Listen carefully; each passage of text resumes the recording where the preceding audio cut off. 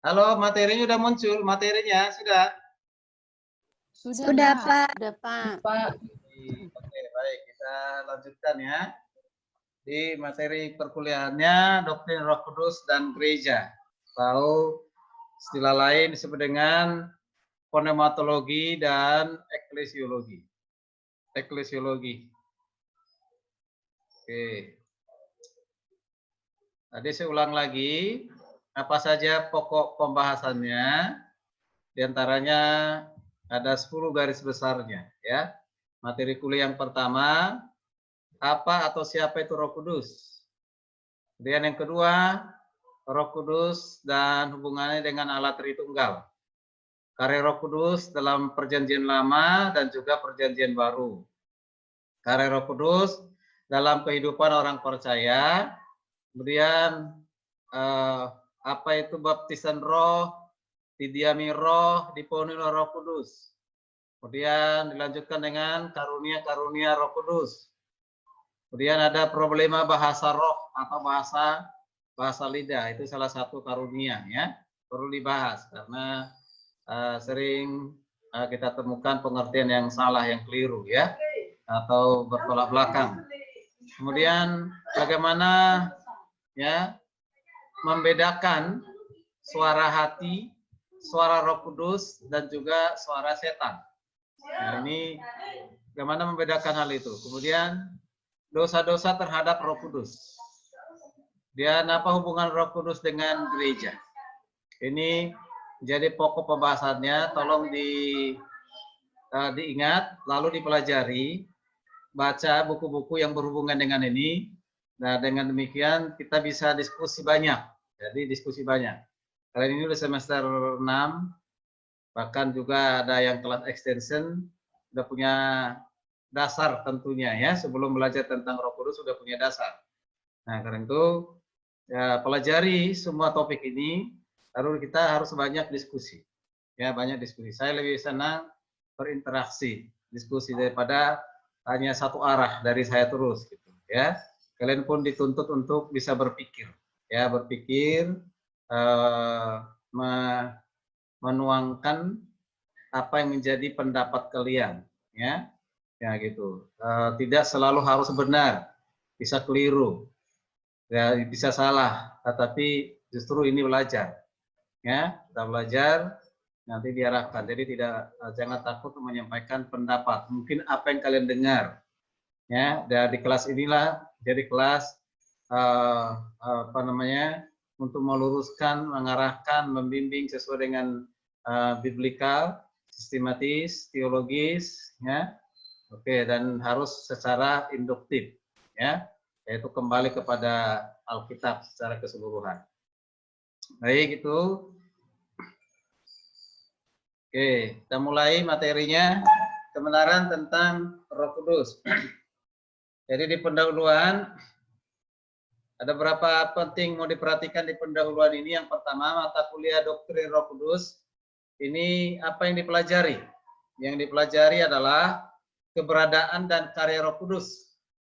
Baik dalam Perjanjian Lama, Perjanjian Baru. Dalam Perjanjian Lama itu lebih kepada nanti penekanan nubuatan. Nubuatan tentang pencurahan Roh Kudus. Ya, dan juga peranannya terlibat dalam penciptaan. Oke, baru dilanjutkan nanti di Perjanjian Baru, zamannya Yesus, setelah Yesus naik ke surga dan setelah pencurahan Roh Kudus sampai hari ini. Ya, jadi khususnya pribadi Roh Kudus, karya Roh Kudus bagi orang percaya, karya Roh Kudus bagi gereja, karunia Roh Kudus dan dosa terhadap Roh Kudus. Jadi pembelajaran ini sangat berguna bagi orang percaya untuk belajar. Bukan saja mengetahui, memahami, tetapi itu menjadi membawa kepada perubahan hidup. Ya, karena yang dapat mengubah hati seseorang adalah kebenaran yang dipimpin oleh kuasa Roh Kudus. Ya, jadi Roh Kudus yang menolong kita mengerti akan kebenaran. Dan Roh Kudus itu sekaligus memampukan seseorang untuk melakukan atau hidup dalam kebenaran. Oke. Ya, di pendahuluan ini yang pertama penting diingatkan Roh Kudus itu adalah oknum ketiga dari Allah Trinitas atau Allah Tritunggal, ya Tritunggal. Jadi ada Bapa, Anak, dan Roh Kudus. Bapa, Anak, Roh Kudus. Kalau Bapa itu sudah belajar di teologi proper, Anak akan belajar di Kristologi, dan Roh Kudus kita belajar di kesempatan ini. Jadi ya, jadi Trinitas itu ada mata kuliah khusus, tidak diajarkan di S1, tapi itu mata kuliah khusus untuk S2. Mata kuliah lanjutan itu tentang Trinitas, ya tentang Trinitas. Dan itu makanan keras, ya makanan keras yang membutuhkan dasar yang kuat dulu, baru bisa belajar Trinitas. Kebetulan saya mengajar itu di Pasca Sarjana. Kemudian pokok ajaran tentang Roh Kudus dan pekerjaan ini menjadi salah satu pokok yang sangat penting dan menarik dibicarakan sampai kapanpun, ya, ya selalu menarik untuk dibicarakan tentang Roh Kudus. Kalau orang tidak tertarik berbicara tentang Roh Kudus itu perlu dipertanyakan, ya, ya, ya, iman kepercayaannya. Oke, kemudian gereja yang dinamis dan bergerak terus dalam pertumbuhan tidak lepas dari peran Roh Kudus. Jadi kalau ada pun hari-hari ini gereja terus berkembang, semakin banyak orang yang percaya, semakin banyak orang mendengarkan Injil dan percaya, menyerahkan diri kepada Tuhan, diselamatkan, itu tidak lepas dari pekerjaan Roh Kudus. Gereja yang bertumbuh, baik secara kualitas maupun secara kuantitas, itu semua karena pekerjaan Roh Kudus. Itulah pentingnya kita memahami Roh Kudus, ya. Gereja penting mengenal dan mendalami oknum yang ketiga ini, ya, oknum dari ketritunggalan, ya. Oke. Tolong diperhatikan, ada beberapa pertanyaan yang sering muncul yang berhubungan dengan Roh Kudus. Ya, pertanyaan itu diantaranya yaitu mengapa penting doktrin Roh Kudus? Mengapa kalian penting belajar tentang doktrin Roh Kudus? Kemudian, siapakah Roh Kudus itu? Siapa dia? Ya, siapa itu Roh Kudus? Ya. Kemudian, apakah benar bahwa Roh Kudus hanya kuasa atau pengaruh yang bersumber dari Allah? Ini ajaran ini dari dulu sekarang, bahkan mungkin masih waktu yang lama ke depan, ajaran ini masih terus ada. Ya, mengatakan bahwa Roh Kudus itu hanya kuasa, pengaruh, bukan pribadi, bukan ilahi. Ya, benar demikian. Nah, ini perlu dipahami dengan baik, ya. Oke. Apakah ada bukti Alkitab yang menunjukkan bahwa Roh Kudus itu adalah pribadi? Kalian sudah tahu apa yang dimaksud dengan pribadi, ya. Siapa saja pribadi? Oknum. Jangan lupa tuh belajar di hermeneutik, ya. Nah, oknum itu siapa saja oknum itu. Atau siapa, kata pertanyaan itu siapa? Siapa itu bicara tetap berarti oknum. Ya, oke, pribadi. Oke. Yang kelima, apakah bukti bahwa Roh Kudus adalah Allah? Apa bukti Alkitabnya? Bahwa dia adalah Allah. Pribadi itu adalah Allah. Pribadi Roh Kudus itu adalah Allah sendiri. Mana bukti-bukti Alkitabnya? Ya, karena sampai hari ini masih banyak orang yang meragukan bahwa Roh Kudus itu adalah pribadi Allah, ya. Kemudian, apakah peran Roh Kudus dalam kehidupan orang percaya, kehidupan saudara, kehidupan kita? Apa Tuhan, anak-anak Tuhan? Apa peranannya? Apakah maksudnya? Didiami, dipenuhi, mendukakan, ya. Ada beberapa istilah penting yang ini harus bisa dibedakan pemahamannya dan kapan itu terjadi. Ya, didiami, dipenuhi, mendukakan, bahkan bukan saja mendukakan, ya, tetapi juga dosa-dosa terhadap Roh Kudus yang lain, yang disebut dengan menghujat Roh Kudus, ya. Ada mendukakan, ada menghujat. Oke. Kemudian, apakah artinya menghujat Roh Kudus? Dan dapatkah orang percaya? Ini nih kalian kalau udah pahami dengan baik, ini sangat bagus. Apakah artinya menghujat Roh Kudus? Harus bisa bedakan dengan mendukakan Roh Kudus. Apakah orang percaya dapat menghujat Roh Kudus? Sekali lagi, apakah orang percaya dapat menghujat Roh Kudus? Apakah orang percaya dapat mendukakan Roh Kudus? Ya, di kalangan orang Kristen sendiri karena tidak bisa membedakan antara menghujat dengan mendukakan, sehingga mengartikan sama. Yang mengartikannya sama. Jadi ada yang memahami, oh orang Kristen masih bisa menghujat Roh Kudus. Orang Kristen masih bisa mendukakan Roh Kudus. Nah, ini harus bisa dibedakan. Apa artinya menghujat dan apa artinya mendukakan. Harus dibedakan sehingga kita bisa melihat nanti siapa yang dapat menghujat, siapa yang dapat mendukakan. Gitu ya. Ini perlu mengerti ya artinya menghujat. Gitu ya. Oke, kemudian bagaimana Roh Kudus tinggal dalam diri seorang Kristen? Kapan Roh Kudus tinggal dalam diri kita? Bukan saja kapan dia tinggal dalam hidup kita, tetapi sampai kapan dia tinggal dalam hidup orang percaya. Apakah ada saat-saat tertentu nanti Roh Kudus meninggalkan orang percaya? Ada waktu-waktu tertentu Roh Kudus meninggalkan orang percaya? Gitu ya. Jadi harus tahu kapan didiami, kapan tinggal Roh Kudus dalam kehidupan kita. Kemudian yang ke-10. Nah, pertanyaan yang ke-10 yang harus dijawab di perkuliahan ini adalah, mengapa gereja selalu dihubungkan dengan Roh Kudus? Mengapa gereja selalu dihubungkan dengan Roh Kudus atau Roh Kudus dengan gereja? Gereja dengan Roh Kudus dengan gereja. Nah, ini berarti dua hal yang perlu dipahami dengan baik. Apa hubungannya? Ya, oke. Nah, itu beberapa materinya yang harus beberapa pertanyaan yang harus terjawab melalui mata kuliah pneumatologi dan eklesiologi. Ya, oke. Sekarang kita lanjutkan, apa manfaat belajar doktrin Roh Kudus? Apa manfaatnya? Tentu sekali lagi dikatakan ini sangat-sangat bermanfaat. Dan kapanpun sangat relevan untuk belajar tentang doktrin Roh Kudus. Ya, jadi doktrin Roh Kudus itu merupakan salah satu doktrin yang paling penting dalam Firman Allah, yaitu salah satu kebenaran tentang penebusan yang paling utama. Tugas dari Roh Kudus itu adalah untuk mengerjakan keselamatan, mengerjakan penebusan, ya penebusan.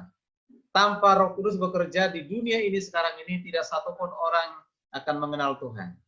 Tidak satupun orang yang akan datang percaya kepada Yesus Kristus. Ya, orang yang lahir baru, ya percaya kepada Kristus, itu tidak lepas dari pekerjaan Roh Kudus. Jadi orang percaya perlu berupaya untuk mengetahui dan mengenal pribadinya, pelayanannya, karyanya, ya sesuai dengan apa yang dinyatakan oleh Alkitab. Ya, Alkitab. Jadi harus melihat secara alkitabiah, baik menurut perjanjian lama maupun menurut perjanjian baru. Itulah pentingnya belajar. Kemudian berikut, dari Kejadian sampai kitab Wahyu terlibat dalam penciptaan dan juga penebusan. Itu Roh Kudus terlihat sangat jelas di dalam pelayanannya. Ya, mulai dari Wahyu 1, Kejadian 1 ayat 1 aja sudah mulai di sana bicara tentang Ruach Elohim, ya, Roh Allah melayang-layang. Oke, nah Ruach Elohim, ya itu Ruach bahasa Ibraninya ya. Nah, itu sudah mulai di situ. Sampai di kitab Wahyu pasal terakhir, ya di pasal terakhir juga ada berbicara tentang Roh Kudus. Jadi dari kitab Kejadian sampai kitab Wahyu, di sana kalian akan menemukan bukti Alkitab, karyanya, penciptaannya, ya, penebusan yang dilakukannya. Jadi sangat jelas, ya. Kemudian kita perhatikan, jadi di Wahyu 22 17 tadi saya katakan itu ayat terakhir menyebut juga tentang Roh Kudus. Jadi luar biasa. Ya, jadi luar biasa. Jadi mulai dari kitab Kejadian pasal pertama sampai kitab Wahyu pasal terakhir, ya di terakhir menyebutkan tentang Roh Kudus. Berarti ini membuktikan pentingnya belajar tentang Roh Kudus, ya. manfaatnya sangat-sangat penting ya, belajar ya.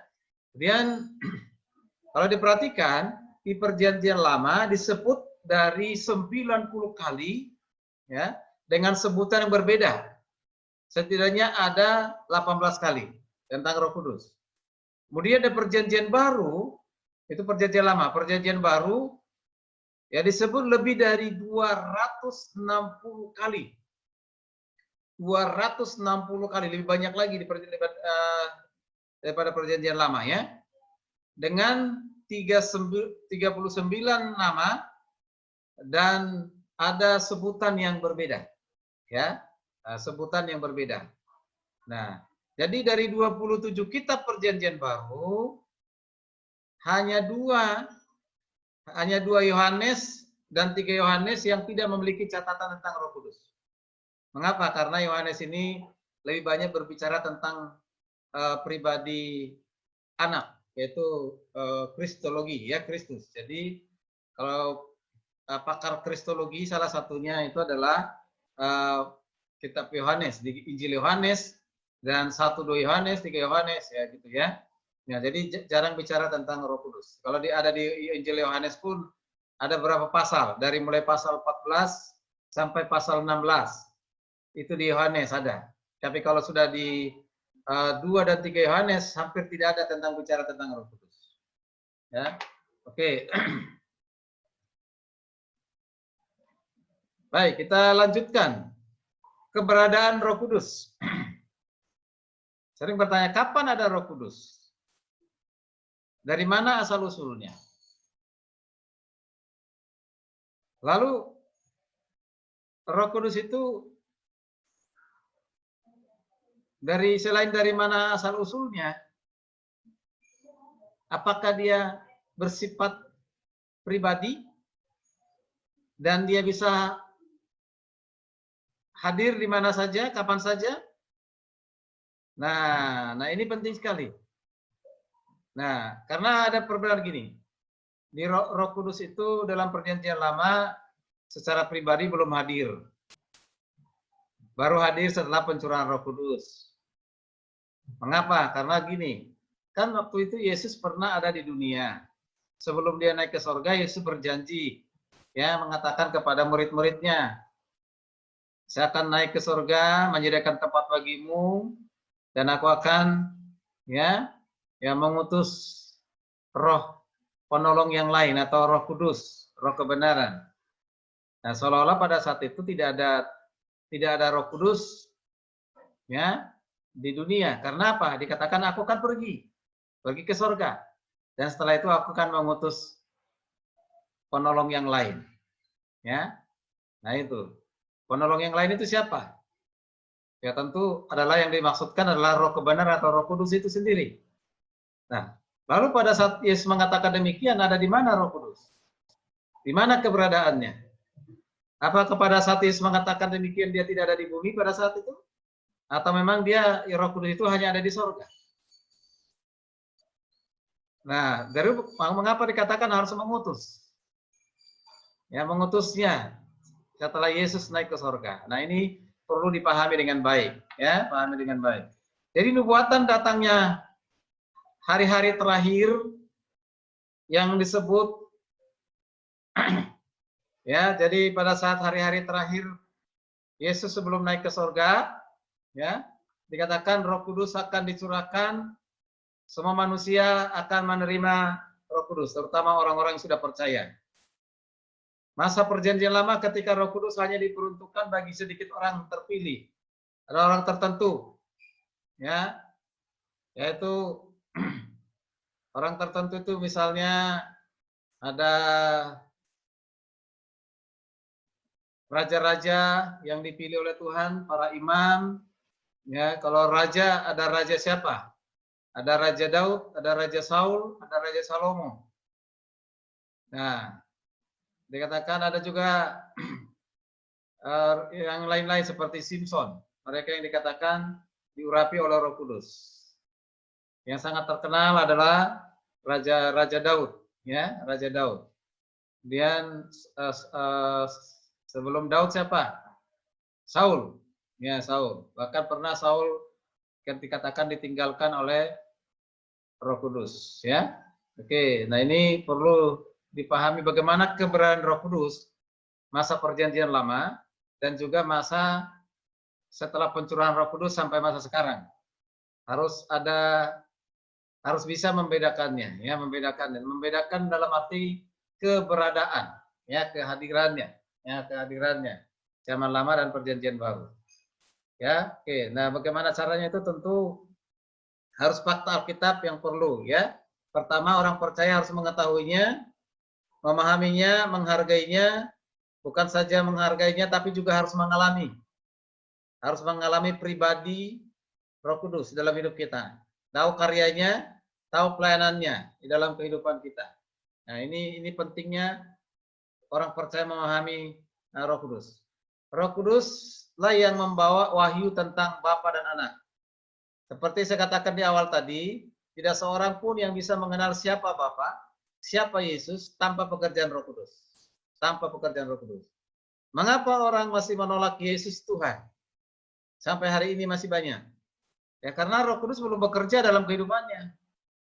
Karena hanya Roh Kuduslah yang memampukan seseorang bisa tahu, mengerti, bahkan sampai percaya siapa Bapa, siapa Anak.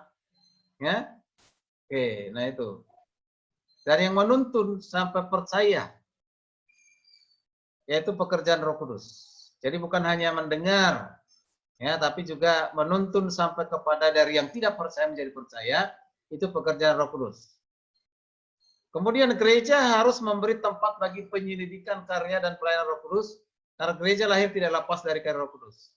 Jangan sampai ada gereja tidak peduli dengan doktrin ini, mengabaikan doktrin Roh Kudus.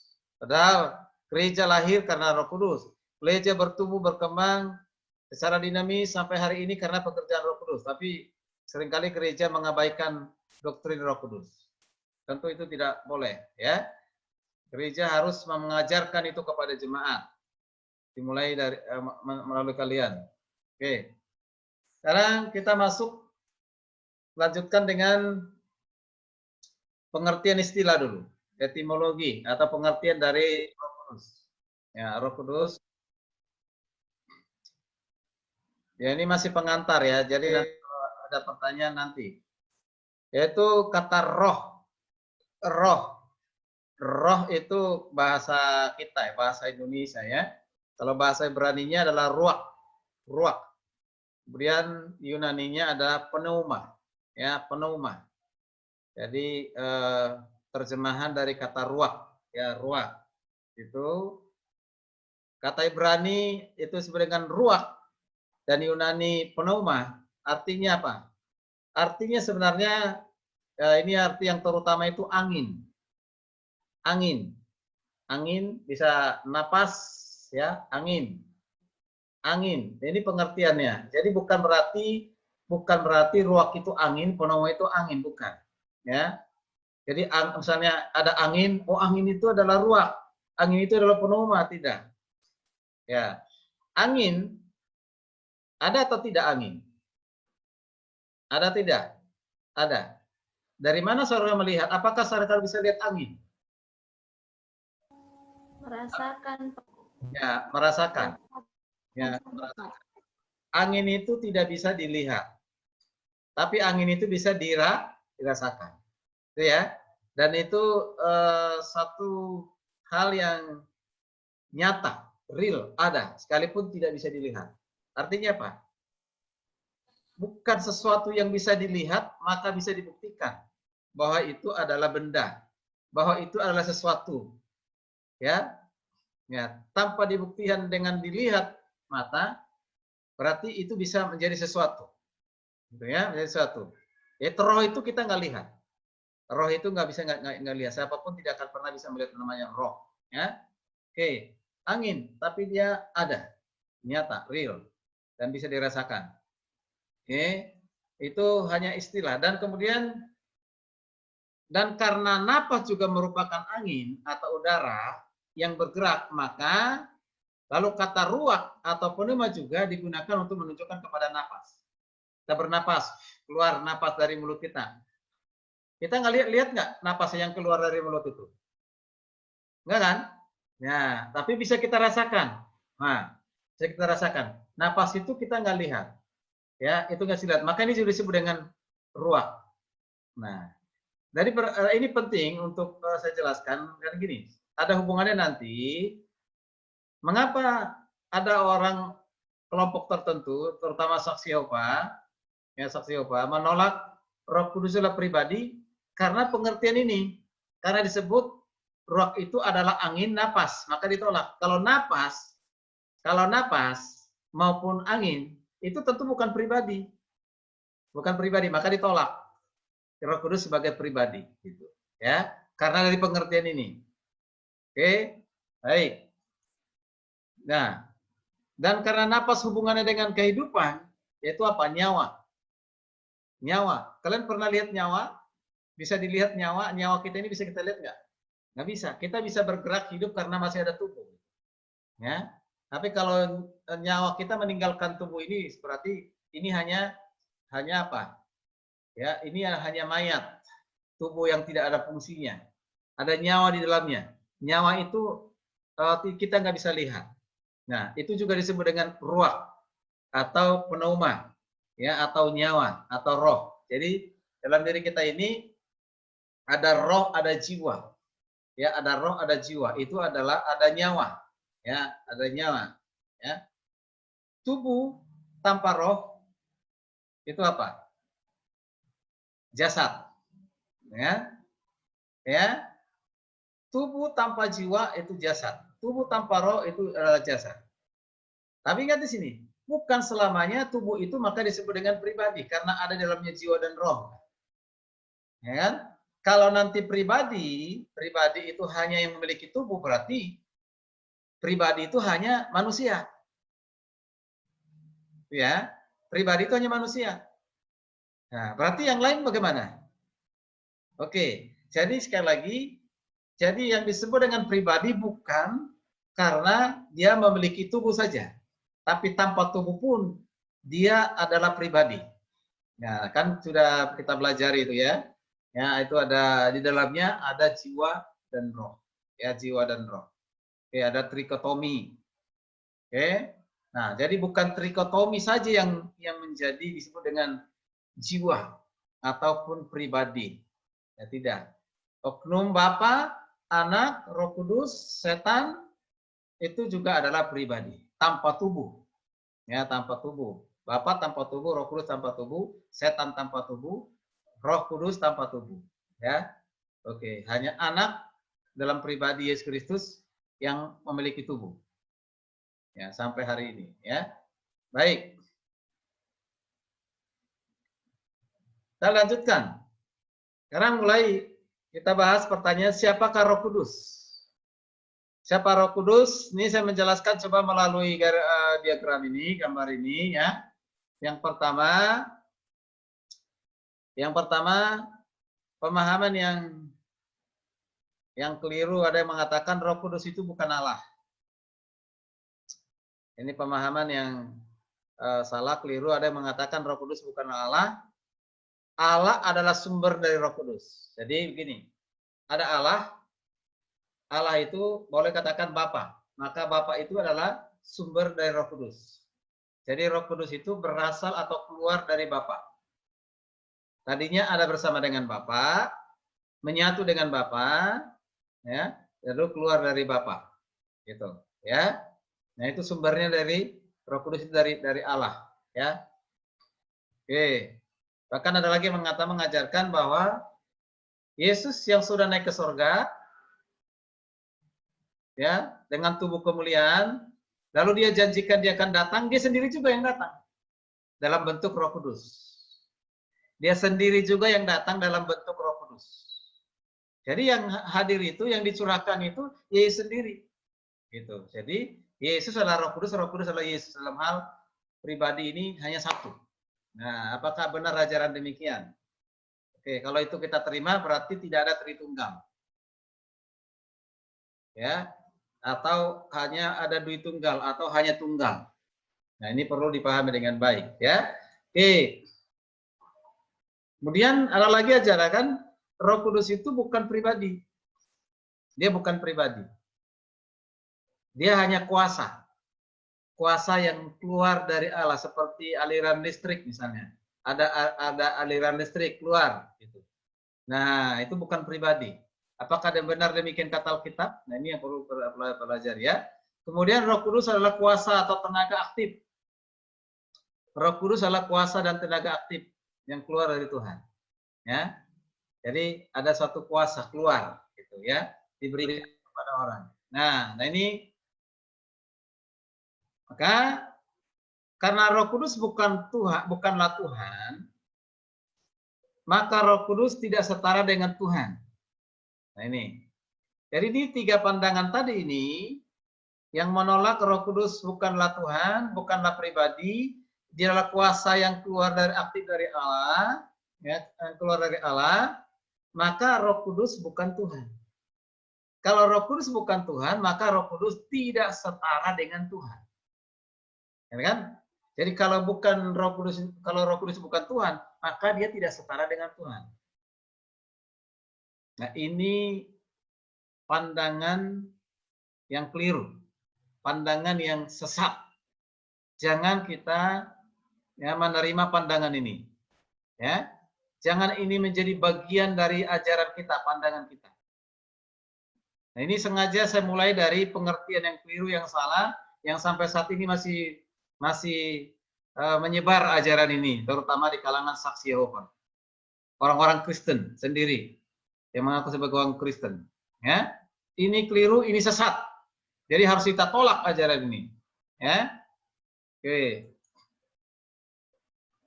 Nah, sekarang kita perhatikan untuk melanjutkan pemahaman tadi itu.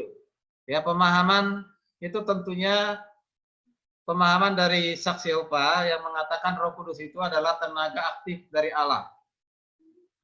Apa kata saksi Yehova? Mengatakan demikian.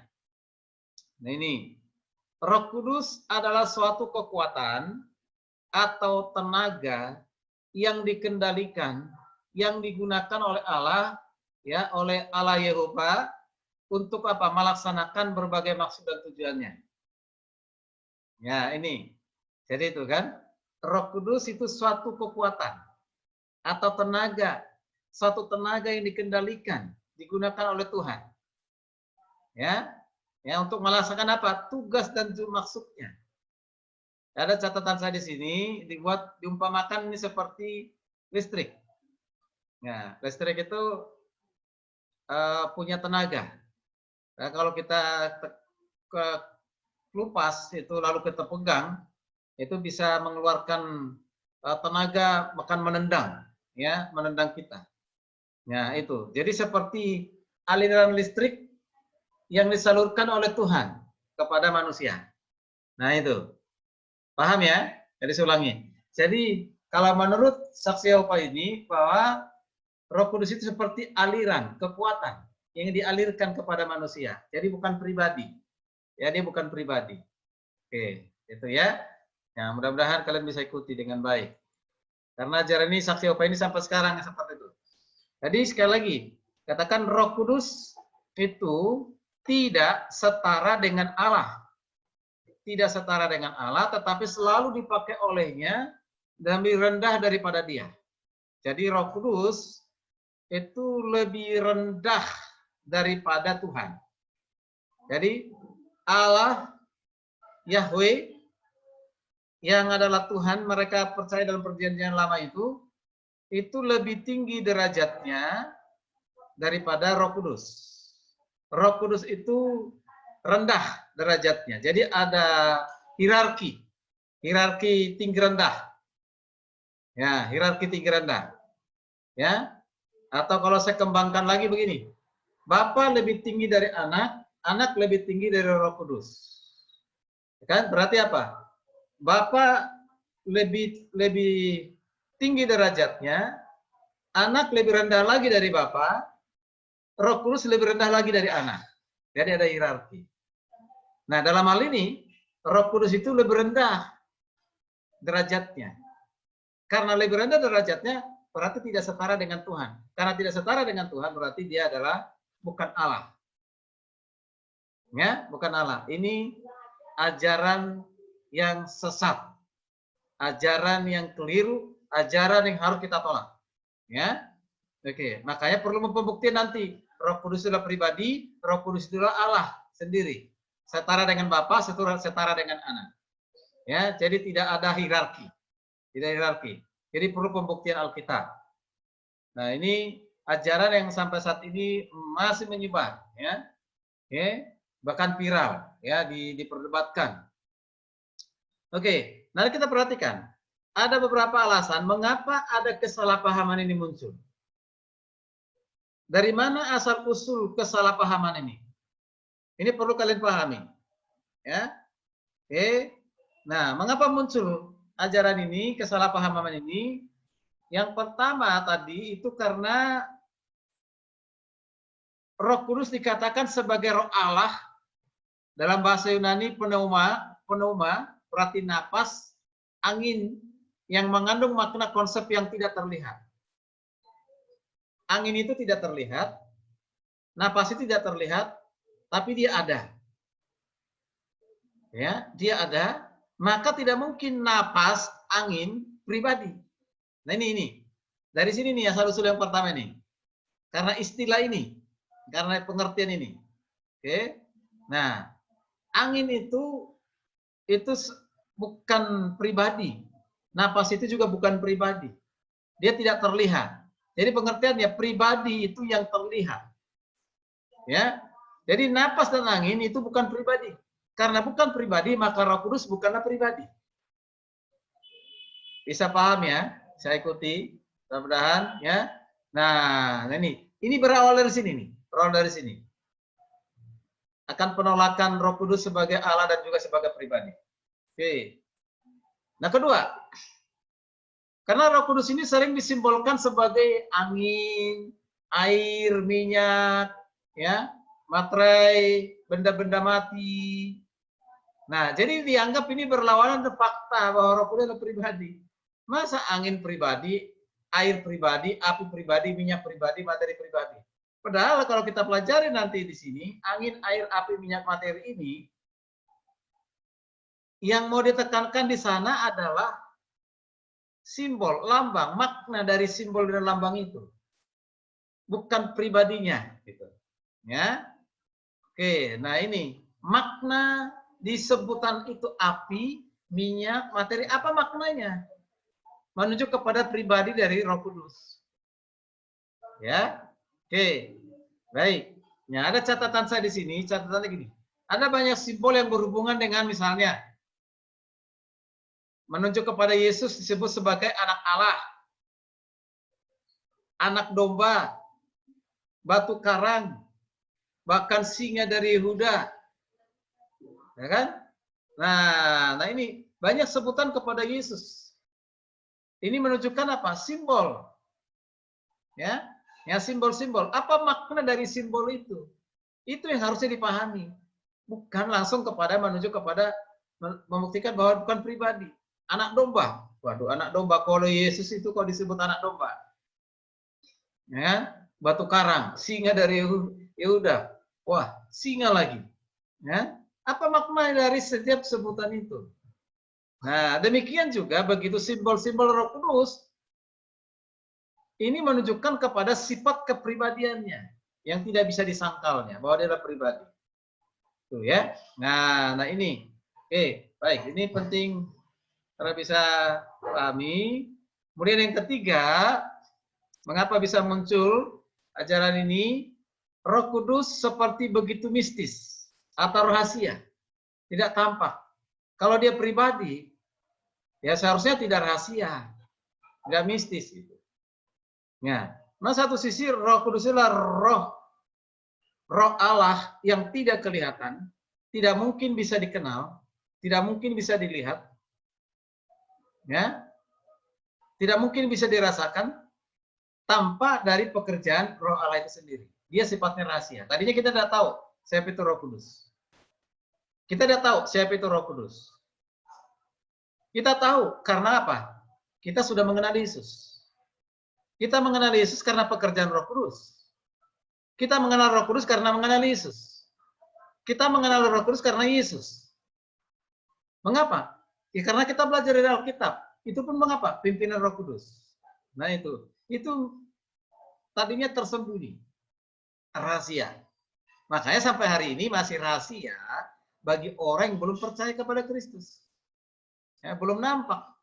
Nah maka karena tidak nampak, ditolaklah sebagai pribadi. Ya, oke. Jadi tidaklah menyangkali bahwa pribadi Roh Kudus karena Allah itu roh. Yohanes 4 ayat 24 ya. Allah itu roh. Ya, maka kita harus menyembah Dia dalam roh dan kebenaran. Ya, Dia adalah pribadi yang nyata. Roh Kudus adalah pribadi ilahi yang nyata. Ya. Oke. Alasan yang keempat, kita perhatikan munculnya ajaran-ajaran yang sumbang tadi itu, Roh Kudus sebagai sebuah sebutan. Itu banyak dianggap sulit. Ya. Bagi umat percaya untuk dihubungkan dengan ketimbang menyebut apa? Ketimbang menyebut Bapa, gampang. Bapa, anak, dalam Matius 18 ayat 19 ya. Ya. Dikarenakan Bapa dan anak jauh lebih memiliki perasaan manusia daripada Roh Kudus. Kira-kira seperti pemahamannya. Bapa, anak lebih banyak memiliki perasaan manusia. Roh Kudus tidak. Gitu. Itu pemahaman yang keliru. Jadi ada suatu perbedaan antara kehadiran Bapa, Anak, dan Roh Kudus dalam kehidupan manusia. Ya, Bapa bisa dirasakan, Anak bisa dirasakan, tapi Roh Kudus tidak. Oke. Baik, itu ada beberapa alasan mengapa muncul ajaran yang mengatakan Roh Kudus itu adalah ya kuasa yang aktif, kuasa aktif keluar dari Bapa, dari Tuhan, dari Allah Yahweh. Nah, tapi ada juga beberapa alasan mengapa orang percaya sebaiknya tidak menganggap Roh Kudus hanyalah sebuah pengaruh atau kuasa tanpa pribadi. Sebalik ini, kalau tadi ajaran Saksi Yehova mengatakan dia adalah kuasa yang aktif keluar dari Allah, disalurkan kepada manusia, kita pun dalam posisi jangan menganggap seperti itu. Jangan menganggap seperti itu, harus menolaknya. Bahwa itu bukannya suatu pengaruh, bukannya suatu kuasa. Ya, mengapa? Ada beberapa alasannya. Ya, jadi alasan tidak menganggap Roh Kudus adalah pengaruh. Jadi mengapa? Hal itu sangat bertentangan dengan ajaran Alkitab. Sangat bertentangan dengan ajaran Alkitab. Alkitab menunjukkan bahwa Roh Kudus adalah pribadi ilahi. Roh Kudus adalah pribadi ilahi. Ya. Misalnya, coba nih. Hal ini bisa kita perhatikan misalnya kalau tanpa Roh Kudus bagaimana kita bisa menyembah Tuhan? Karena dikatakan kita harus menyembah Tuhan dalam roh dan kebenaran. Nah, penyembahan kita kepada Tuhan, penyembahan sejati adalah itu aktivitas pribadi, sebuah alat untuk berhubungan dengan satu pribadi ke pribadi. Kan? Kita pribadi, Roh Kudus pribadi, maka bisa pribadi dengan pribadi berhubungan. Tidak mungkin pribadi berhubungan dengan bukan pribadi. Oke, kita tidak bisa berhubungan dengan yang bukan pribadi. Pribadi dengan pribadi. Mengapa? Ada roh di sana, ada jiwa di sana. Nah, ya, maka yang bisa berhubungan baik dalam pujian penyembahan itu adalah antara pribadi dengan pribadi. Berarti pribadi Allah dalam Roh Kudus, pribadi dan manusia. Ini baru dasar ya. Jadi tidak bisa berhubungan antara satu pribadi bukan pribadi, harus pribadi dengan pribadi. Oke. Nah, yang berikut. Hal tersebut akan menghalangi kalau kita mengatakan Roh Kudus itu hanya pengaruh atau tenaga yang keluar dari Allah, maka menghalangi penghormatan yang semestinya diterima oleh Allah. Berbicara tentang Roh Kudus berarti sebagai sesuatu tidaklah tepat. Pada katakan sesuatu yang tidak tepat. Ya, perhatikan Roma 8. Nanti saudara baca Roma 8 ayat 16 26. Ini sungguh-sungguh di dalamnya itu berbicara tentang pribadi Roh Kudus. Pribadi Roh Kudus. Ya. Demikian juga dalam Injil Yohanes menggunakan kata ganti orang lebih dari 10 kali berkaitan dengan Roh Kudus. Berkaitan dengan Roh Kudus. Nah, kalau dia bukan pribadi, tidak perlu ada namanya kata ganti. Ya, kata ganti. Oke. Nah, kata ganti. Nah, sering disebut dengan kata ganti, menunjuk kepada pribadi. Menunjuk kepada pribadi. Nanti kita lihat ada beberapa sebutan kepada Roh Kudus itu. Ya. Yang berikut, tidak memahami pribadi Roh Kudus bisa menyebabkan manusia menganggap Roh Kudus sebagai seperti kuasa. Nah, ini dalam kalangan orang Kristen masih ada yang pemahaman seperti itu, yaitu apa? Jadi Roh Kudus itu hanya suatu seperti kuasa saja. Misalnya ya di Kisah Rasul nanti kalian baca, seolah-olah itu bisa dibeli, gitu. Bisa dibeli kuasa. Jadi ada yang siapa ini Simon si tukang sihir ingin membelinya, ya membelinya, karena dianggap seperti kuasa yang bisa dibeli, gitu kan? Nah itu, hal itu pribadi nggak bisa dibeli, ya. Nah, oke, ini tidak bisa dijual belikan, itu hanya pribadi yang hadir bagi orang yang sudah percaya kepada Kristus. Oke, kemudian bisa juga menghalangi hubungan. Menghalangi hubungan kalau Roh Kudus itu hanya satu pengaruh. Masa pengaruh bisa pengaruh ataupun tenaga yang keluar dari Allah ya membuat kita punya hubungan? Tidak bisa. Bisa punya hubungan itu adalah karena pribadi. Ya, pribadi. Jadi Allah rindu memiliki hubungan pribadi dengan manusia. Bagaimana caranya? Tidak ada cara lain. Karena pekerjaan pribadi Roh Kudus dalam kehidupan kita, ya. Kemudian berikut, ya, maka Allah sendirilah yang datang dan hidup di antara kita melalui pribadi Roh Kudus.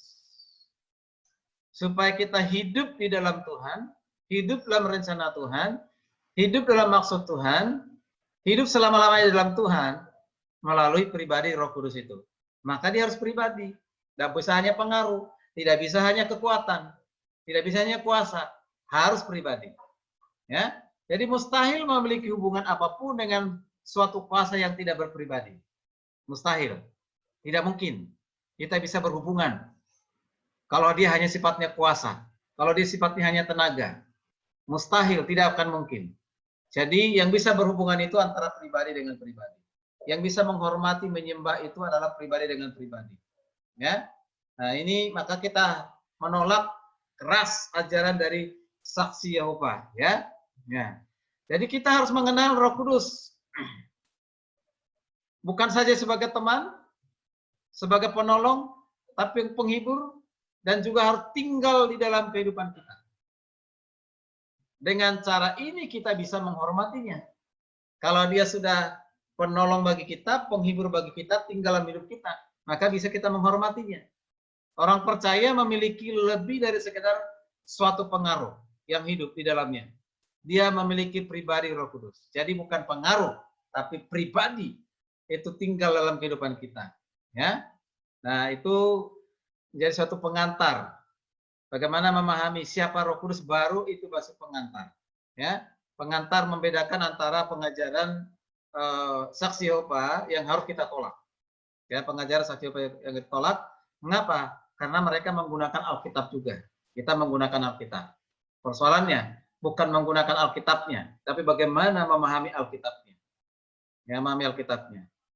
Sampai saat ini masih terjadi perdebatan dan viral ya antara pribadi dari Bapa, Anak, Roh Kudus, terutama dalam hal pribadi dua ini, yaitu ada Anak dan Roh Kudus. Kalau Bapa, Anak itu jarang Bapa itu jarang diperdebatkan. Oke. Baik, ini satu lagu pujian yang sering dinyanyikan tentang Roh Kudus. Kita tidak perlu nyanyikan. Biasanya kalau di kelas saya minta ini dinyanyikan. Sekarang kita lanjutkan untuk pengertian yang sebenarnya. Ya, pengertian yang sebenarnya. Siapakah Roh Kudus itu? Siapakah Roh Kudus itu? Kalau tadi dikatakan Roh Kudus itu bukan Allah, Roh Kudus itu adalah tenaga aktif keluar dari Allah, maka sangat bertolak belakang dengan apa kata Alkitab. Roh Kudus itu adalah Allah. Ya, Roh Kudus adalah Allah. Bagaimana kita buktikan bahwa Roh Kudus adalah Allah? Yang pertama, buktikan dulu bahwa dia adalah pribadi. Ini yang pertama. Bagaimana membuktikan bahwa Roh Kudus adalah Allah? Buktikan dulu bahwa dia adalah pribadi. Bahwa Roh Kudus itu adalah pribadi. Ya. Kemudian harus buktikan sifat yang dimiliki. Sifat yang dimiliki itulah kekal. Dia kekal. Ya, di dalam dirinya ada kekekalan. Dalam pribadi Roh Kudus ada kekekalan. Ada kekekalan. Bapa kekal, anak kekal, maka Roh Kudus pun kekal. Oke. Nah, maka dengan demikian, ya, karena itu Roh Kudus adalah Allah, oknum ketiga dari Trinitas, Bapa, Anak, dan Roh Kudus, berarti setara dengan Bapa, setara dengan Yesus Kristus. Sekali lagi, ini perlu saya ulang, karena Roh Kudus adalah Allah sendiri, maka setara dengan Bapa, setara dengan Yesus Kristus, yaitu anak. Jadi tidak ada hierarki. Tidak ada hierarki, tidak ada tinggi rendah. Tidak ada derajat yang lebih tinggi, lebih rendah. Ya, itu setara. Jadi kita tolak hierarki. Sekalipun yang mengajarkan itu punya jemaat banyak. Ya, yang mengatakan anak lebih rendah, Roh Kudus lebih rendah daripada anak lebih rendah dari Bapa, anak lebih rendah dari Roh Kudus. Itu diajarkan oleh yang sangat terkenal di Indonesia ini. Ada bukunya, saya baca. Ya, kita tolak itu yang buat hierarki begitu. Ya, ya sederajat, ya sederajat setara. Mari kita lihat pembuktian Alkitabnya. Ya, kadang-kala orang ngikut orang tertentu karena apa? Jemaatnya banyak. Jemaat banyak itu bukan karena manusia, karena Tuhan, karena Roh Kudus, bukan karena ajaran manusia. Ya, itu ya. Sekalipun menjadi entertain, belum tentu itu ajaran yang Alkitabiah. Sekalipun mengaku Alkitabiah, merendahkan Roh Kudus sama merendahkan Allah, merendahkan Yesus sama merendahkan Allah. Jadi tiga-tiganya setara. Di ajaran dari doktrin dari Desa Kataros mengajarkan Bapa, Anak, dan Roh Kudus setara. Tidak ada yang lebih rendah. Ya, tidak ada yang lebih tinggi, tidak ada hierarki. Oke, sampai kapanpun itu. Karena itu Alkitabnya sangat membuktikan hal yang demikian. Oke, baik. Baik, kita ini perlu diperhatikan. Pertanyaannya, bagaimana membuktikan bahwa Roh Kudus itu adalah Allah? Bagaimana membuktikan itu? Bagaimana membuktikan bahwa Roh Kudus itu adalah Allah? Ya, hal yang sangat penting. Bagaimana membuktikannya? Pertama, yang harus dibuktikan dulu apa? Yang harus dibuktikan dulu apa? Bahwa Roh Kudus adalah pribadi. Itu dulu. Bahwa Roh Kudus adalah pribadi. Ini yang sangat penting. Dia sama dengan Bapa pribadi, Anak adalah pribadi. Bapa pribadi, Anak pribadi. Roh Kudus pribadi. Jadi tiga-tiganya pribadi. Tiga pribadi yang berbeda. Tiga pribadi yang berbeda. Dan punya kesaksian Alkitab yang berbeda untuk membuktikan tiga pribadi itu. Ya, nah tiga pribadi itu. Oke, dalam hal ini kita belajar pribadi yang ketiga, yaitu pribadi dari Roh Kudus. Karena sesuai dengan mata kuliahnya, pneumatologi. Kalau kristologi nanti hari Jumat. Ya, oke, nah ini pribadi dari Roh Kudus. Ya, pribadi Roh Kudus. Itu dulu dibuktikan dulu. Kalau gini, bagaimana sih saya membuktikan bahwa Roh Kudus itu Allah? Buktikan dulu yang pertama, bahwa dia pribadi. Sama dengan Bapa pribadi, Anak juga pribadi. Itu. Oke. Baik, ini akan kita lanjutkan minggu depan. Ya, minggu depan. Kalau ada hal yang didiskusikan, mau ditanyakan, saya kasih waktu sekitar 15 menit, kita boleh diskusi. Silakan. Materinya belum disampaikan. Materinya ini belum ada 5%. Ya. Materi saya sudah share, sudah kalian baca, pelajari. Ya, supaya kita ada diskusi. Kelas ini akan lebih hidup kalau ada tanya jawab. Ya. Silakan.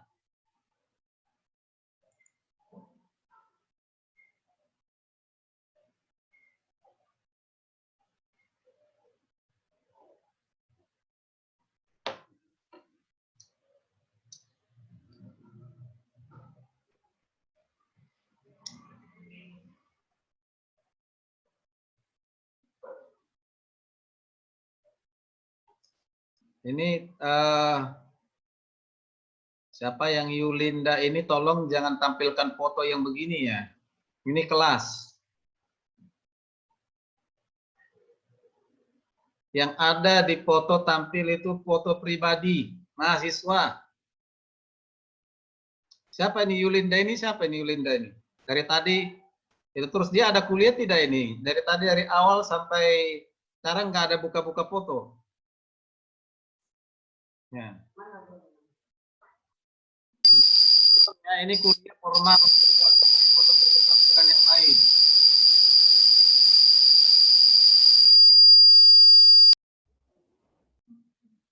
Oke, baik. Ada pertanyaan?